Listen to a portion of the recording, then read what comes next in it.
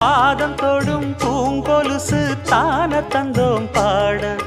வேதங்களும் நாதங்களும் வேண்டி வந்தது கூட பாதங்களை பார்த்ததுமே பார்வலிய மேல வேதனைகளை மாத்திடும் அவ விரிஞ்ச செண்பகச் சோல பூத்ததையா பூவு அது கையழகு தூக்குதையா வாசம் அது மெய்யழகு நான் வந்தேன் வாழ்த்தி பாட நல்லத சொன்னே ராகத்தோடு கண்டே சீத போல கண்டதும் நின்னே சிலைய போல இந்திரலோகம் சந்திரலோகம் சுந்தரலோகம் போற்ற கலைவாணி